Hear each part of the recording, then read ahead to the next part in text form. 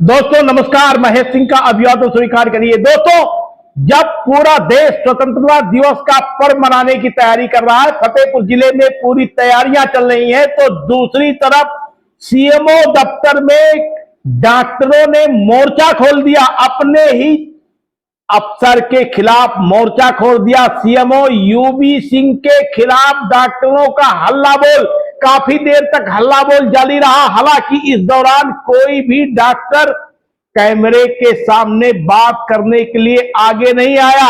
उधर CMO UV Singh का phone CUG number लगातार बंद है, जिससे कोई भी उनके पक्ष की जानकारी नहीं मिल पा रही है। दर्शकों, ये बड़ी खबर है। सीएमओ दफ्तर में सब कुछ ठीक ठाक नहीं चल रहा है। काफी दिनों से सुर्खियों में है सीएमओ दफ्तर। 2.5 माह पहले सीएमओ यूबी सिंह यहां पर तबादले पर आए थे। उसके बाद से लगातार विभाग में हड़कंप मचा है। डॉक्टरों ने, सीएससी के डॉक्टरों ने, पीएससी के डॉक्टरों ने आज बाकायदा सीएमओ दफ्तर पहुंचकर ज्ञापन सौंपा है। उत्पीड़न के आरोप लगाए हैं, मानसिक तनाव देने के आरोप लगाए हैं। सीएससी एवं पीएससी के प्रभारियों ने निजता का हनन बताया है, अधिकारों का हनन बताया है। इतना ही नहीं, यह भी गंभीर आरोप लगाया है कि नाहक तौर पर निरीक्षण और उसके बाद कार्रवाई का ट्रेलर दिया जा रहा है। तमाम संविदा कर्मचारियों को निष्कासित किए जाने की बात कही जा रही है। दर्शकों, ये बड़ी खबर है। स्वास्थ्य विभाग की ये बड़ी खबर अब पूरे जिले में चर्चा का विषय बनी हुई है। आखिर सीएमओ यूबी सिंह से क्यों डॉक्टर नाराज हैं, किस बात को लेकर के नाराज हैं, ये उन्होंने ज्ञापन में साफ तौर पर कह दिया है। दिए गए ज्ञापन में चिकित्सा प्रभारियों ने, डॉक्टरों ने बाकायदा आरोप लगाया है कि डॉक्टरों को अब इस स्थिति ऐसी हो गई है कि उनको त्याग पत्र देने के लिए मजबूर होना पड़ रहा है। 2 महिला डॉक्टरों ने तो बाकायदे बाध्य होकर के त्याग पत्र दे दिया है। दर्शकों, अब ये उत्तर प्रदेश की सरकार के लिए भी बड़ी चुनौती बन गई है। एक तरफ जहां अधिकारियों को बेहतर व्यवस्थाएं देने की बात की जाती है, दूसरी तरफ वही अधिकारी अपने मातहत कर्मचारियों का किस तरीके से उत्पीड़न कर रहे हैं, इसका मामला आज पूरे तरीके से फतेहपुर जिले के सीएमओ दफ्तर में देखने को मिला है। बाकायदा वायरल हुई तस्वीर एवं ज्ञापन के बाद चिकित्सा विभाग में हड़कंप मच गया है। हालांकि इस पूरे मामले को लेकर के जिम्मेदार अफसर कुछ भी बताने को तैयार नहीं है, लेकिन सत्ता की किरकिरी हो रही है, शासन की किरकिरी हो रही है। जिस तरीके से पीएससी एवं सीएससी के डॉक्टरों ने उत्पीड़न होने का आरोप लगाया है, इसके साथ साथ उन्होंने यह भी कहा है कि कर्मचारियों के साथ भी अन्याय किया जा रहा है। पुराने दस्तावेजों को खंगालने की बात की जा रही है, नए कार्य हो नहीं पा रहे हैं। यानी तमाम तरीके के आरोप जिस तरीके से सीएमओ पर सीधे लगे हैं, उससे जिले के तंत्र पे सवाल खड़े हो गए हैं। आखिर क्यों है ये पूरा मामला, इसको विस्तार से और भी जानने के लिए हम लगातार खबर में आपको अपडेट करते रहेंगे। लेकिन फिलहाल आरोप लगाने वाले डॉक्टर भी कैमरे के सामने बात करने से कतरा रहे। ज्ञापन उन्होंने जरूर दिया है, लेकिन दर्शकों देखिए इन तस्वीरों को। बाकायदे डॉक्टरों की टीम मौजूद है और सीएमओ को बाकायदे ज्ञापन दिया जा रहा है। इतना ही नहीं, बाकायदे सीएमओ दफ्तर में शाम के समय अचानक चहलकदमी बढ़ गई। बताया जा रहा था, सूत्रों का दावा था कि डॉक्टर जो उत्पीड़न के खिलाफ आज आवाज उठा रहे हैं वो हल्ला बोलेंगे। हालांकि किसी तरीके का कोई शोर शराबा नहीं हुआ, लेकिन विरोध के स्वर इस तरीके से गूंजे दर्शकों, उससे लोगों ने दांतों तले उंगली दबाने के लिए मजबूर हो गए। एक तरफ जहां पूरे जिले में स्वतंत्रता दिवस मनाने की तैयारियां चल रही हैं, स्वतंत्रता दिवस अब से ठीक कुछ ही घंटों के बाद आने जा रहा है। यानी कल शनिवार को स्वतंत्रता दिवस है। पूर्व संध्या पर जिस तरीके से स्वास्थ्य विभाग में ये मामला हुआ, उसके बाद हड़कंप मचा है। हालांकि अब इस मामले को लेकर के सीएमओ डॉक्टर यूबी सिंह से हमने मोबाइल पर सीओजी नंबर पर बात करने का प्रयास किया, लेकिन लगातार उनका मोबाइल का स्विच ऑफ रहा। जिले के अन्य जिम्मेदार अधिकारी भी इस बारे में बात करने से कतराते रहे। फिलहाल बने रहिए सबक समाचार में, फिर मिलते हैं हम अगले बुलेटिन में। बहुत बहुत धन्यवाद। आप देख रहे हैं शपथ समाचार।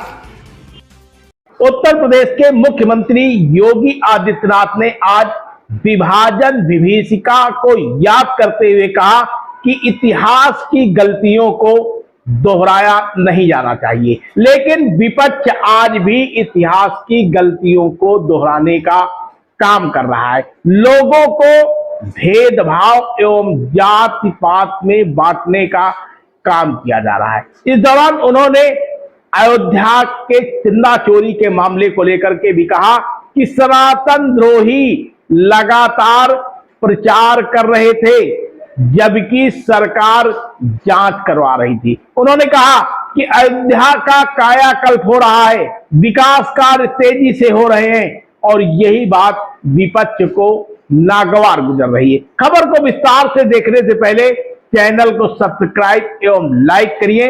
देखिए आज उत्तर प्रदेश के मुख्यमंत्री योगी आदित्यनाथ ने क्या कहा। उत्तर प्रदेश के मुख्यमंत्री योगी आदित्यनाथ का आज अयोध्या और लखनऊ दौरा रहा। मुख्यमंत्री सबसे पहले अयोध्या पहुंचे, जहां उन्होंने राम कथा पार्क हेलीपैड से अपने कार्यक्रम की शुरुआत की। यहां से मुख्यमंत्री हनुमानगढ़ी पहुंचे और बजरंगबली के दर्शन पूजन किए। इसके बाद उन्होंने संत रामदास को पुष्पांजलि अर्पित की और रामलला के दरबार में पहुंचकर दर्शन पूजन किया। मुख्यमंत्री इसके बाद दिगंबर अखाड़ा पहुंचे, जहां ब्रह्मलीन महंत रामचंद्र दास परमहंस की 23वीं पुण्यतिथि के अवसर पर आयोजित पुण्य स्मृति महोत्सव में शामिल हुए। मुख्यमंत्री ने महंत परमहंस को श्रद्धांजलि अर्पित की और राम जन्मभूमि आंदोलन में उनके योगदान को याद किया। उन्होंने कहा कि संतों के तप, साधना और संघर्ष का ही परिणाम है, क्योंकि अयोध्या में श्री राम मंदिर का सपना साकार हुआ। कार्यक्रम के दौरान मुख्यमंत्री ने अयोध्या के बदलते स्वरूप का भी जिक्र किया। उन्होंने कहा कि आज अयोध्या में राम की पैड़ी और सरयू के घाटों का विकास हुआ है और दुनिया में अयोध्या का नाम सुनकर राम भक्तों और संतों को सम्मान मिलता है। अयोध्या के बाद मुख्यमंत्री लखनऊ पहुंचे, जहां विभाजन विभीषिका स्मृति दिवस के कार्यक्रम में शामिल हुए। इस दौरान उन्होंने 1947 के विभाजन की त्रासदी को याद करते हुए कहा कि इतिहास की गलतियों से सीख लेना जरूरी है। मुख्यमंत्री ने देश की एकता और सामाजिक एकजुटता पर जोर दिया। लखनऊ के कार्यक्रम में मुख्यमंत्री ने विपक्ष पर भी राजनीतिक हमला बोला। उन्होंने समाजवादी पार्टी और कांग्रेस की नीतियों पर सवाल उठाते हुए कहा कि देश के इतिहास को समझना और उससे सीख लेना आज भी जरूरी है। कुल मिलाकर मुख्यमंत्री योगी आदित्यनाथ का आज का दौरा धार्मिक श्रद्धांजलि, अयोध्या के विकास और विभाजन की त्रासदी की स्मृति के साथ साथ सियासी संदेशों से भी जुड़ा रहा। शपथ समाचार ब्यूरो। ये भ्रम की स्थिति पैदा करने की जो दुर्भी संधि चल रही है, इससे सतर्कता और सावधानी बरतने की आवश्यकता है। भारत गुलाम क्यों हुआ? दो ही कारण से, अंतर्विरोध और छल, यानी आपसी अंतर्विरोध, जाति के नाम पर, क्षेत्र के नाम पर, भाषा के नाम पर, जो आज के दिन पर चिल्लाहट ज्यादा जिनकी चल रही है, ये जाति को के नाम पे बांटने वाले लोग हैं। ये जाति के नाम पे बांटेंगे, क्षेत्र के नाम पे बांटेंगे, भाषा के नाम पे बांटेंगे और फिर सोशल मीडिया प्लेटफॉर्म के माध्यम से फेक अकाउंट बना करके एक जाति को दूसरी जाति को गाली दिलवाएंगे, दूसरी जाति को पहली जाति को गाली दिलवाएंगे, आपस में लड़ाएंगे, वहां से षड्यंत्र करेंगे, प्रत्यक्ष रूप से जातीय सम्मेलन करके समाज की एकता को भंग करेंगे और जब कभी दंगे होंगे तो दंगाइयों को अपने आवास में बुला करके सम्मानित भी करेंगे। ये वही लोग हैं, उनसे सतर्कता बरतने की आवश्यकता है, बहुत सावधान होने की आवश्यकता है। यहां पे अच्छी कनेक्टिविटी हो, अच्छी सड़कें बने, रेलवे की अच्छी व्यवस्था हो, वायु सेवा से अयोध्या धाम जुड़े, यहां के घाटों का नवनिर्माण हो सके,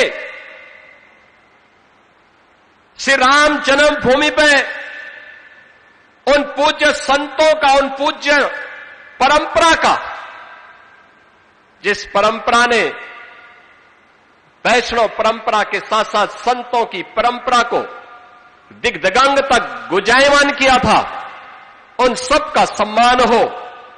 जब इसका एक अभिनव प्रयास श्री राम जन्मभूमि तीर्थ क्षेत्र ट्रस्ट के द्वारा प्रारंभ होता है, तो ये प्रहार होने स्वाभाविक थे। सनातन द्रोही और हिंदू द्रोही मौन कहां रहने वाले हैं, उनके स्वर फूटेंगे ही फूटेंगे, वे बोलेंगे ही बोलेंगे।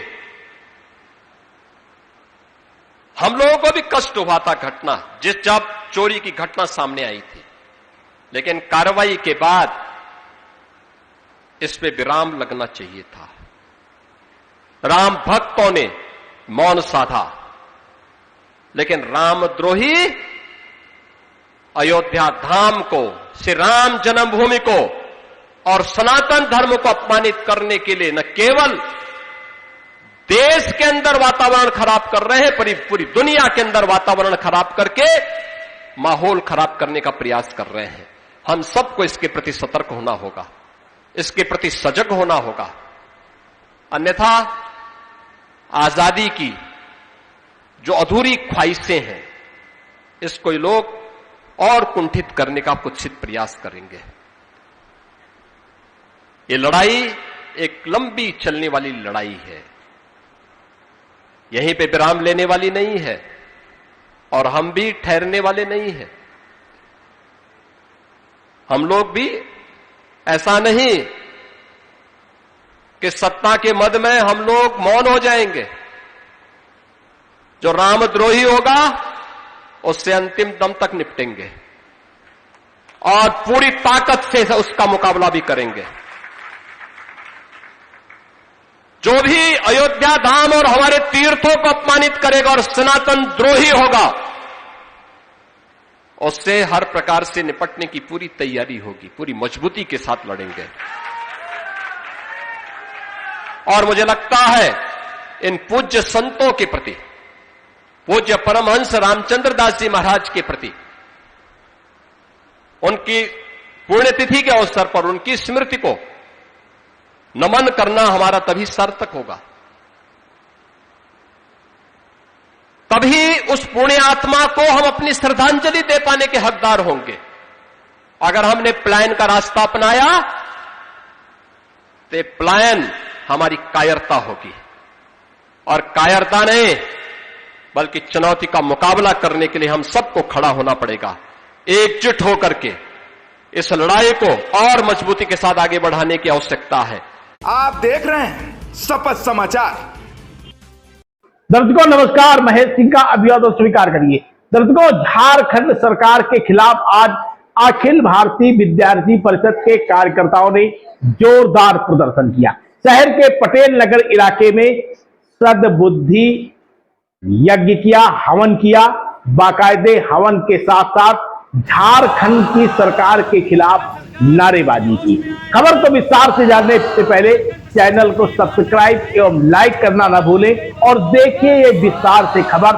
अखिल विद्यार्थी परिषद के कार्यकर्ताओं ने शहर में आज किस तरीके से झारखंड की सरकार का विरोध किया। फतेहपुर में झारखंड सरकार के खिलाफ अखिल भारतीय विद्यार्थी परिषद यानी एबीवीपी के कार्यकर्ताओं ने जोरदार प्रदर्शन किया। पटेल नगर चौराहे पर जुटे सैकड़ों कार्यकर्ताओं ने झारखंड में छात्रों पर हुए लाठीचार्ज और कथित दंडात्मक कार्रवाई के विरोध में जमकर नारेबाजी की। प्रदर्शन के दौरान कार्यकर्ताओं ने झारखंड सरकार के छात्र विरोधी रवैये के खिलाफ बुद्धि शुद्धि हवन यज्ञ किया। वैदिक मंत्रोच्चार के बीच आहुतियां देकर झारखंड के मुख्यमंत्री और शासन प्रशासन को सद्बुद्धि देने की प्रार्थना की। कार्यकर्ताओं ने कहा कि शांतिपूर्ण तरीके से अपनी मांगों को रखने वाले छात्रों पर पुलिस बल का प्रयोग लोकतांत्रिक अधिकारों का दमन है। हाथों में तख्तियां लेकर पहुंचे कार्यकर्ताओं ने छात्र शक्ति, राष्ट्र शक्ति, आवाज दबाना बंद करो और विद्यार्थी परिषद जिंदाबाद जैसे नारे लगाए।